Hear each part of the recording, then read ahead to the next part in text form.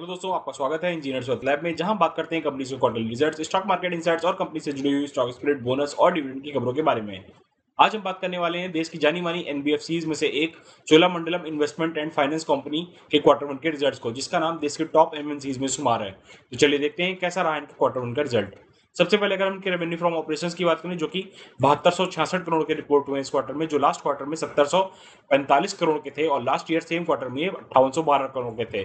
सो 5812 करोड़ से बढ़ करके 7266 करोड़ के हो गए हैं, जहां पे लगभग हमें 25% की ईयर ऑन ईयर बेसिस पे ग्रोथ दिखाई दे रही है।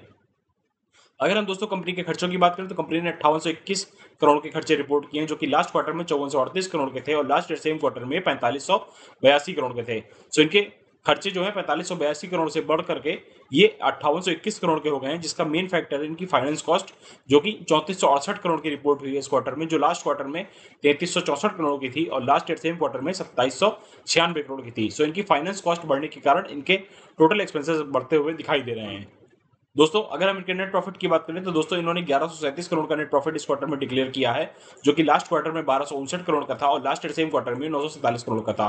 सो 947 करोड़ से बढ़कर ये 1137 करोड़ का हो गया है, जहां पे लगभग हमें ईयर ऑन ईयर बेसिस पे 20% की ग्रोथ दिखाई दे रही है। अगर हम कंपनी के ईपीएस की बात करें, तो कंपनी ने 13 रुपये 53 पैसे का ईपीएस डिक्लेयर किया है, जो कि लास्ट क्वार्टर में 14 रुपये 98 पैसे का था और लास्ट ईयर सेम क्वार्टर में 11 रुपये 27 पैसे का था। सो 11 रुपये 27 पैसे से बढ़कर ये 13 रुपये 53 पैसे का हो गया है। यहाँ पे भी लगभग हमें ये 20% से बढ़ता हुआ दिखाई दे रहा है।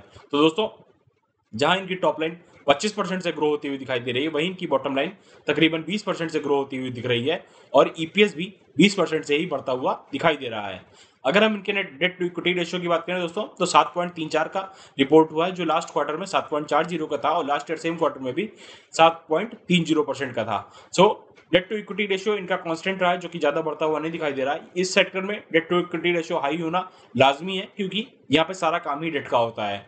अगर हम दोस्तों इनके एनपीएस की बात करें, तो एनपीए इन्होंने 2.86% के रिपोर्ट किए हैं, जो कि लास्ट क्वार्टर में 2.63% थे और लास्ट ईयर सेम क्वार्टर में भी 2.37% थे।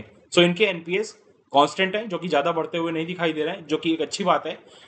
अगर हम इनके प्रोविजंस की बात करें, तो प्रोविजन कवरेज रेशियो इन्होंने 34.41% का रिपोर्ट किया है, जो कि लास्ट क्वार्टर में भी सेम ही था 34% के आसपास और लास्ट ईयर भी सेम क्वार्टर में ये 35% के आसपास था। सो इनका प्रोविजन कवरेज रेशियो भी सेम ही रहा है। तो दोस्तों आपको कैसे लगे इनके क्वार्टर वन के रिजल्ट्स, हमें कमेंट में जरूर बताएं। ये वीडियो सिर्फ एजुकेशन पर्पस के लिए है, इसमें हम किसी भी स्टॉक इन्वेस्टमेंट की सलाह नहीं देते हैं। अगर आपको ये वीडियो अच्छा लगा हो तो लाइक शेयर और सब्सक्राइब करना ना भूलें। मिलते हैं अगले वीडियो में किसी और कंपनी के क्वार्टरली रिजल्ट के साथ, तब तक के लिए हैप्पी इन्वेस्टिंग।